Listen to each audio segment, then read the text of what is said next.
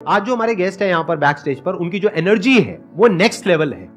वो इंडिया के सबसे पॉपुलर मोटिवेशनल स्पीकर्स में से एक हैं। Please give an energetic and warm welcome to the one and only Sonu Sharma.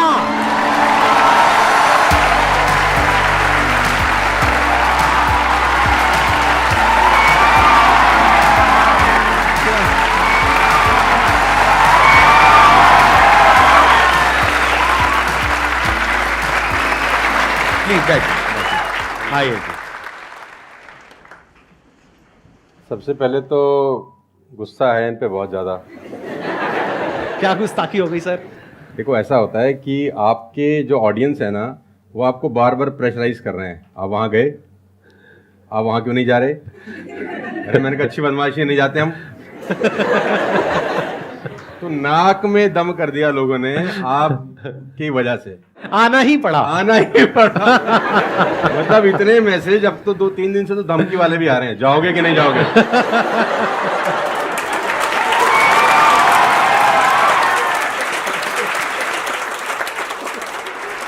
इस बहाने मिलना तो हो गया ना सर? इस बहाने मिलना हो गया। और मैं जानता हूं कि 2-2.5 महीने से हम लोग प्रोसेस में थे कि आपके से मुलाकात होगा, लेकिन अच्छा लगा बच्चों की एनर्जी देखकर और आपसे मिलकर वाकई में।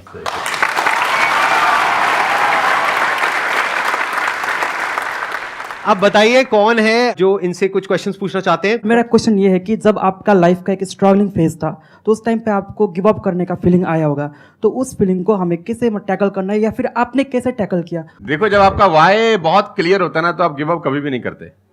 कोई भी चीज क्यों करना है, ये सबसे इंपॉर्टेंट रोल प्ले करता है। There is a book by Simon Sinek called learn your why, कि आप कोई भी काम क्यों कर रहे हैं, है ना। तो अगर आप उस किताब को पढ़ेंगे ना, तो आपको बहुत सारी चीजें सीखने को मिलेंगी। वाई बहुत इंपॉर्टेंट है। मतलब अगर आपका वाई क्लियर है ना, तो कोई भी ऑब्स्टिकल गिराने के बाद, आप गिरने के बाद, नीचे गिरने के बाद आप अपने आप उठ खड़े हो जाते हैं। तो वाई स्ट्रांग होना चाहिए, और वही लोग उठने ही खड़े होते हैं जिनका वाई स्ट्रांग नहीं है। मैं एग्जांपल देके समझाता हूं आपको। फॉर एन एग्जांपल, मैं आपको वुडन स्ट्रोक दूं, 2 फुट जिसका विड्थ हो और 30 फीट जिसका लेंथ हो, और आपको बोलूं मैं यहां से वहां आपको ट्रेवल करना है उसके ऊपर चल के, और मैं आपको 10,000 रुपये दूंगा, तो आप चल लेंगे बहुत आराम से। आप सवाल को ट्विस्ट करते हैं। अब उसी फट्टे को मैं 100 माले की 2 बिल्डिंग के बीच में लगा दूं, अब आप चलेंगे? लेकिन मैं अगर आपको अभी भी चलवा दूं तो आप अभी भी चलेंगे। अगर आपको पता हो कि दूसरी बिल्डिंग में आपकी बेटी है और उस बिल्डिंग में आग लग गई है, और मैं आपको 1 रुपया भी नहीं दूंगा, फिर भी आप चलेंगे, बिकॉज आपका वाई क्लियर है। जब जब आपका वाई क्लियर होता है ना, तो कोई भी ऑब्स्टिकल, कोई भी गिरावट आपको कभी रोक नहीं सकती। लेकिन जब वाई क्लियर नहीं होता, तो छोटी सी छोटी ऑब्स्टिकल भी आपको वापस ले जाती है जहां से आपने जर्नी स्टार्ट किया होता है। वाई इंपॉर्टेंट है। आप सबसे मेरा एक क्वेश्चन है, आप कैसे बनना चाहते हो? जैसे एक होता है कि जरा सा भी कोई थोड़ी सी भी प्रॉब्लम आई तो रोने लग गए, परेशान हो गए। एक ऐसी पर्सनालिटी आपकी हो सकती है कि आने दो, जो आ रहा है आने दो, देख लेंगे, संभाल लेंगे। वो किसके अंदर हो सकता है? जिसने बहुत सारी छोटी छोटी प्रॉब्लम्स को फेस किया है, वही तो बोल सकता है ना आने दो। इस बात को अच्छे से समझ लो कि स्ट्रांग बनते कैसे हैं। स्ट्रांग बनते हैं प्रॉब्लम से, फेलियर से, स्ट्रगल से, सक्सेस से नहीं। सक्सेस से तो दिमाग खराब होता है हम सबका। सच बता रहा हूं आप लोगों को। अभी आप लोगों के लिए सक्सेस बहुत इंपॉर्टेंट है ना। सक्सेस से कुछ नहीं होता है। सक्सेस जब मिल जाते हैं, हम अपने कंफर्ट जोन में चले जाते हैं और दिमाग खराब हो जाता है, ईगो बढ़ जाती है। बट एक्चुअल में एक इंसान अंदर से जो स्ट्रांग बनता है ना, वो बनता है ठोकरे खा खा करके, प्रॉब्लम्स को फेस करके, स्ट्रगल्स को देख करके। तो आप जितना अभी इस एज में फेलियर्स को देख लोगे, फेलियर से डरोगे नहीं, उतना ही आने वाले 10 साल बाद स्ट्रांग हो जाओगे। With all the respect and regard to everybody, आप देखेंगे कि जो सड़क किनारे बहुत सारे लोग रह रहे होते हैं ना, तंबू वंबू लगा के कुछ सामान बेच रहे हैं टाइप्स, वहाँ देखना उनके बच्चों का इम्यून सिस्टम बहुत शानदार होता है। वो सर्दी में, जनवरी की सर्दी के अंदर वो नंगाई खेल रहा होगा सर, और हमारा पैम्पर्ड बच्चा ब्लैंकेट के अंदर उसको जुकाम हो जाता है, जरा सा हवा लग जाए ठंडा। तो जो ठोकरे हैं ना, वो आपका इम्यून सिस्टम बहुत अच्छा बना देती है। सफलता, सही कह रहे हैं संदीप जी, कि दिमाग खराब करती है। तो ये जो 5-6 साल हैं, फ्रॉम 14 to 20 और 22, यहां तो आदमी की रगड़म पट्टी होनी चाहिए दबा के। मतलब उसके तो खून के आंसू आ जाने चाहिए कि जिंदगी में भगवान ने मुझे क्या दिया है। सही कह रहे हैं, बिल्कुल सही कह रहे हैं। बता रहा हूं अपना। हाँ, जो मैच्योर लोग रहते हैं, जिनको लगता है कि यार एक कुदरत टेस्ट ले रही है यार हमारा, वो तो खुद ही बोलता है, अगर 2-4 साल कुछ ना हो ना, ऊपर देख के बोलता है कुछ कर नहीं रहे क्या। मुझसे भरोसा उठ गया है क्या? हाँ सही बात है। भेजो कुछ चैलेंज, मैं तैयार हूं कुछ बड़ा मजा करने ही नहीं के आता लिए। उसके बिना मजा ही नहीं हम आता। तो लोग वो हैं कि हम गाड़ी चलाते हैं ना, 4-5 साल स्मूथ चलने लग जाए गाड़ी रोड पे, तो हम गाड़ी रोक के खुद ही खड्डा खोदते हैं सड़क पे। साला इतनी स्मूथ क्यों चल रही है? कोई ना कोई चैलेंज चाहिए यार, मजा नहीं आ रहा यार गाड़ी चलाते हुए।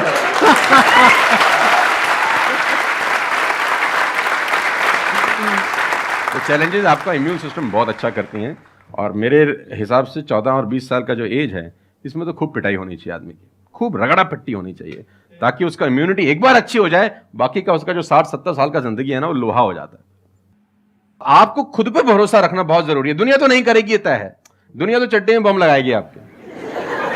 हाँ, तकलीफ ये नहीं है कि चड्डे में बम लगाएगी, तकलीफ ये है कि रिमोट भी अपने हाथ में रखेगी जब मन करे। हाँ, जब मन करेगी वो खास। सही दुनिया बात पे है। भरोसा नहीं करेगी, ये तय है। लेकिन अगर आपने भी भरोसा नहीं किया अपने ऊपर, तो मुझे लगता नहीं है कि वो ऊपर जाएंगे तो वो खुश होगा। वो कहेगा मैंने क्या बना के भेजा था यार, तुमने साला खुद पे ट्रस्ट नहीं किया यार। मेरा ये मानना है कि आदमी पहाड़ की चोटी से गिर जाए ना, वापस खड़ा हो जाता है। ऊंट से गिर के भी खड़ा हो सकता है, लेकिन अपनी नजर में गिर जाए ना, फिर आदमी खड़ा नहीं होता कभी। हमारे को अपनी नजर में खड़ा होना है। मेरा एक क्वेश्चन है आपसे, ये जो आप अपने वीडियोस में बार बार साला साला बोलते हो, तो आपका साला एक्चुअल में है या नहीं है?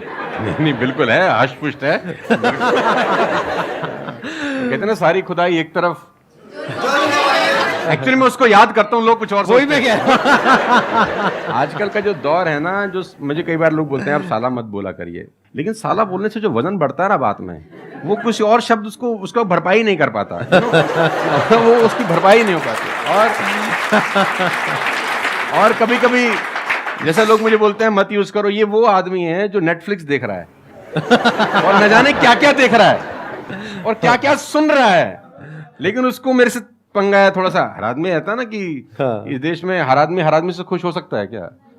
If everybody likes you have a serious problem, है ना? अगर दुनिया में सब आपको पसंद करते हैं तो आप में कोई प्रॉब्लम है, फिर आपने कोई समझौते किए हैं जीवन के अंदर। हाँ। तो मैं वो जानबूझ के बोलता हूं, क्योंकि उसका जो वजन है ना यार, मैं और बोलना चाहता हूं और भी कुछ,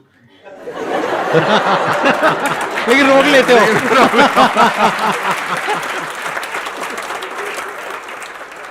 सर मैं क्वेश्चन करना चाहता हूँ कि जैसे लाइफ में सबके लिए सब कुछ क्लियर होती है, नॉलेज सबके पास है, क्लियर कट सब है सब रास्ते के लिए कि क्या करना है क्या नहीं करना। कुछ चीज़ें उनको रोकती है, पता है उसको भी वो क्या रोकती हैं क्या नहीं रोकती हैं, फिर भी वो चाह के वो बंदा आगे नहीं बढ़ पाता उन चीज़ों को लेके। एक नेगेटिविटी उसको रोकती है और उसकी सराउंडिंग उसको रोकती है, मैटर करता है, उसको सब पता है करना क्या है, फिर भी वो रुकता है। सर इसके लिए कोई ऐसा आंसर दो, आज तक किसी ने दिया ना और क्लियर कट हो। भगवान कृष्ण पांडवों के तरफ से गए 5 गांव मांगने हस्तिनापुर, शांति प्रस्ताव लेके गए कि 5 गांव आप पांडवों को दे दो, बड़े संतोषी हैं, वो लड़ाई वड़ाई नहीं करेंगे और पूरी महाभारत टल जाएगी, खत्म, कोई दिक्कत ही नहीं है। तो दुर्योधन ने बोला कि सुई के नोक बराबर भी जमीन नहीं दूंगा। तो भगवान कृष्ण दुर्योधन से बोलते हैं ये धर्म है? उसने बोला मैं जानता हूं वो धर्म है। उसने बोला करता क्यों है? बोला पता नहीं ऐसी कोई शक्ति है जो मुझसे करवाती है। ऐसा होता ही नहीं है कि गलत करने वाले को अरे मुझे तो पता ही नहीं था चोरी करना पाप है, नहीं तो मैं करता ही नहीं यार। पता होता है। वो कहता पता नहीं ऐसी कौन सी शक्ति है जो मुझसे गलत कराने पे मजबूर करती है और मैं करता जाता हूं। कुत्ता रहता है ना, जो कुत्ता, उससे परफेक्ट एग्जाम्पल नहीं है। कुत्ता अगर रोटी चुरा के कहीं से भागेगा ना, आप ध्यान दीजिए, गौर करिए, कहीं से चुरा के भागे तो वो 3 गली दूर जाएगा, चोरी से खाएगा कि कोई देख तो नहीं रहा, चुरा के लाया है। और अगर मालिक उसको अगर परोसता है, ध्यान से देखना, वो पहले पूंछ उठाएगा, 2 हाथ ऊपर के करेगा, थैंक्स बोलेगा, शुक्रिया अदा करेगा, और जहां परोसी होगी वहीं बैठ के खाएगा। कुत्ते को भी पता है ये ईमानदारी की रोटी है और उस कुत्ते को पता है कि सारा बेईमानी की रोटी है, वो 3 गली दूर जाके खाता है। कुत्ते को भी पता होता है क्या सही है क्या गलत है, तो इंसानों को कैसे नहीं पता हो सकता है? सबको पता होता है कि क्या सही होता है और क्या गलत होता है। बहुत बढ़िया। फिर भी लोग करते हैं। ऐसा हो नहीं सकता। Cigarette smoking is injurious to health, everybody knows ना। अब वो 40 साल तक साला चेन स्मोकिंग कर रहा है और उसके फेफड़े खराब हो गए, डॉक्टर ने बोला भाई तेरी वारंटी खत्म है, तू विल शील लिख ले, तू जाने की तैयारी कर ले। और ये डॉक्टर साहब को अगर इनोसेंटली बोल रहे, डॉक्टर साहब मुझे पता होता, भगवान कसम मैं पीता ही नहीं, बोल सकता है ऐसे? नो, उसको पता था। पता होने से कुछ नहीं होता। मैं अपनी ट्रेनिंग में बोलता हूं execution is the most powerful thing. आपको सब पता है, सुबह सैर करने से सेहत अच्छी रहती है, हर किसी को पता होता है। गरीब भी कर सकता है, अमीर भी कर सकता है, चप्पल है तो भी कर सकता है, नाइकी का जूता वाला भी कर सकता है, लेकिन फिर भी नहीं करता ना। पता होने से क्या होता है? कुछ नहीं होता। Execution is important. यहां पर मैं थोड़ा सा ऐड करूंगा इनकी बात में। अब इस प्रॉब्लम को सोल्यूशन क्या है? जैसे फॉर एग्जांपल, एक बार आपको सिगरेट की लत लग गई, तब अगर आप एक क्वेश्चन पूछोगे तो आपके लिए सिगरेट को छोड़ना, अगर मानो आपको 10 साल हो गए सिगरेट पीते हुए, अब एकदम से सिगरेट को छोड़ना बहुत ही मुश्किल है। मैं बोलता हूं आसान है, लेकिन इतना आसान नहीं है, क्योंकि बायोलॉजिकली आपकी जो ब्रेन है वो मांगेगी उस चीज को। अब सिर्फ साइकोलॉजिकली आप क्रेव नहीं कर रहे सिगरेट के लिए, बायोलॉजिकली भी वो क्रेविंग उठेगी अंदर से। जैसे भूख लगती है, प्यास लगती है, वैसे ही निकोटिन मांगेगी आपकी जो ब्रेन है। तो इसका सोल्यूशन क्या है? जब भी कोई गलत काम करने की शुरुआत कर रहे हो, आपको पता है कि वो सही है गलत है, तभी आपने क्वेश्चन पूछा, आपको पता है कि मैं यहां पर गड़बड़ कर रहा हूं। अब वो गड़बड़ क्या हो सकती है? टाइम खराब कर रहा हूं। एक बार आदत पड़ गई टाइम खराब करने की, उसके बाद बहुत मुश्किल हो जाएगा उसको छोड़ना। बहुत लेकिन अगर शुरुआत हो रही है टाइम खराब करने वही की, रोक लिया, वही रोक लिया, पहली सिगरेट पे आप रुक गए, तो बच जाओगे। मैं आपको संदीप जी को ऐड करता हूं। ये बिल्कुल फैंटास्टिक बात बोली इन्होंने, बहुत जबरदस्त बात बोली। एक गुरु और एक चेला कहीं से ट्रेवल कर रहे थे, राइट? कोई जंगल टाइप जगह थी, तो गुरु ने बोला इसको उखाड़ दो। क्या उखाड़ दो? वो छोटा सा पौधा सा लगा था, इतना सा उंगली जितना बाहर आया था। तो बच्चे ने बोला कौन सी बात है, खट से उखाड़ दिया। हाँ। थोड़ा सा और आगे गए तो 2-2.5 फुट का एक छोटा सा पेड़ था। गुरु ने बोला इसको उखाड़ दे। उसने थोड़ा सा जोर लगाया, वो भी उखाड़ दिया। फिर 4-5 फुट लंबा पेड़ था। गुरु ने बोला अब इसको उखाड़ दे।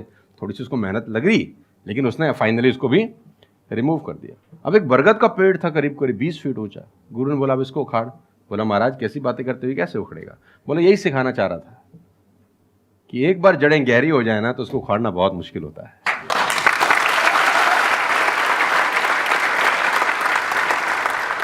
मेरा क्वेश्चन ये है कि जैसे कि हम पढ़ते हैं, आजकल ये हो रहा है कि हम मैक्सिमम हमारा फोकस ये होता है कि हम पढ़ेंगे और ये चीज़ मतलब जॉब करेंगे, लेकिन ये होता है कि जब वो नहीं होता हमारे से, तो हमें मतलब हमें कुछ बड़ा सोचना चाहिए कि हाँ अब इससे भी बड़ा कुछ हो सकता है, मे बी वो ना हो, कुछ बड़ा, मतलब अपनी थिंकिंग को कैसे बढ़ाएं, वॉश करें। देखो, ये जो सोच है ना कि मुझे पढ़ना है और फिर मुझे जॉब चाहिए, ये सोच ही गलत है। अगर आप मुझसे पूछोगे तो मेरे स्टैंड पॉइंट से सोच पता है क्या होनी चाहिए? इतना तगड़ा इंस्ट्रूमेंट हमको मिला हुआ है, ये जो ह्यूमन बॉडी है, इसको एक इंस्ट्रूमेंट की तरह देखो। कितना कमाल का इंस्ट्रूमेंट है, क्या ब्रेन है हमारे पास में, क्या थिंकिंग पावर है, क्या एबिलिटीज है। इसको हम यूज कर रहे हैं किस लिए? सर्वाइव होने के लिए। सर्वाइव तो जानवर भी कर जाते हैं, उसमें क्या बड़ी बात है? तो नॉलेज को यूज करो, यानी एजुकेशन को यूज करो कुछ क्रिएट करने के लिए। माइंडसेट को चेंज करो। अभी क्या एज है? 20 साल, 22 साल। अभी सोचो कि मैं अपनी पूरी लाइफ को क्रिएट करने वाली हूं। 20 साल, 30 साल, 40 साल, 50 साल, अभी पूरी लाइफ पड़ी है। उसको कैसे क्रिएट करना चाहते हो आप? कैसी लाइफ चाहते हो आप? उसको क्रिएट करो, और उस नॉलेज को, उस एजुकेशन को यूज करो उसको क्रिएट करने के लिए। अगर एजुकेशन सिस्टम से वो नॉलेज नहीं मिल रही है तो बाहर से ले लो। इंफॉर्मेशन एज बोलते हैं इसको। इंटरनेट पे भरी पड़ी है नॉलेज। नॉलेज की कहां कमी है? और अपने दिमाग को खोलो। सिर्फ ये लाइफ नहीं है कि मैंने यहां से पढ़ाई करी, उसके बाद में मुझे जॉब लग गई तो मैं सक्सेस हूं, जॉब नहीं लगी तो मैं फेलियर हूं। अरे नहीं, वो समय गया। आज अनलिमिटेड ऑप्शंस हैं। फिर भी अगर हम ऐसी बात करते हैं तो इसका मतलब क्या है कि अभी हमारा दिमाग खुला नहीं है, दिमाग बंद है। बोलते हैं ना, mind is like a parachute, it can't work unless it's open. तो दिमाग को खोलो, देखो दुनिया में क्या क्या हो रहा है। Job is not the only way to make money, there are lot of ways to make money. You must have that capability to create something of value for the society, for the world. अगर आप ऐसा कुछ कर सकते हो तो दुनिया तैयार है आपको पैसा देने के लिए। आप इसको ऐसे देखो, मैं आपसे एक क्वेश्चन पूछता हूं। आपकी लाइफ में मानो कोई बहुत बड़ी प्रॉब्लम है और वो किसी पर्टिकुलर प्रोडक्ट से या सर्विस से सॉल्व हो जाती है, आप पैसे दोगे या नहीं दोगे? देंगे। दोगे ना? तो और लोग भी तो आपको देंगे। इसी को तो बिजनेस बोलते हैं। मेरा एक वीडियो है, अगर टाइम मिले तो देखना, कि इस दुनिया में जंगल का शेर बनना, सर्कस का नहीं। शेर तो सर्कस में भी रहता है ना। अब वो जो चाबुक वाला ना उसको नचाता है, आग में से भी कूदने को बोलता है तो बेचारा कूद जाता है। उसको सिर्फ सहूलियत ये होती है कि उसको टाइम पे खाना मिल जाता है बस। लेकिन जो जंगल का शेर है उसको कभी मिलता है, कभी नहीं मिलता। उसको रोज हॉन्ट करना पड़ता है। Every day when the sun rises उसको भागना पड़ता है शिकार के लिए, नहीं तो वो शाम का अपना सूर्यास्त नहीं देख सकता, मर जाएगा। डेली भागना है, डेली दौड़ है, डेली लड़ाई है, डेली जंग है उसकी। लेकिन सर्कस के साथ कोई जंग है ऐसी नहीं। उसको धूप की तकलीफ नहीं है, धूप उसको पड़ेगी नहीं, बारिश उस पर आएगी नहीं, सेफ सिक्योर है, मस्त रह रहा है, उसकी टेक केयर हो रही है। लेकिन साला कोई जिंदगी है? बच्चे भी पूंछ पे हाथ लगा के चले जाते हैं जब पूंछ बाहर घूम रही होती है। अब यही पिंजरा हटा दो, अब बच्चे को बोला हाथ लगाइयो, है ना? तो जिंदगी में बनना, तो जंगल का शेर बनना, चैलेंजेस होने चाहिए। आराम से 2 टाइम का खाना मिल जाएगा, वो तो सर्कस वाली कहानी है, मुझे सूट नहीं करती।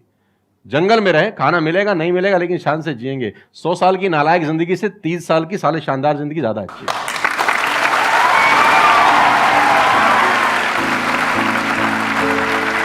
Thank you so much.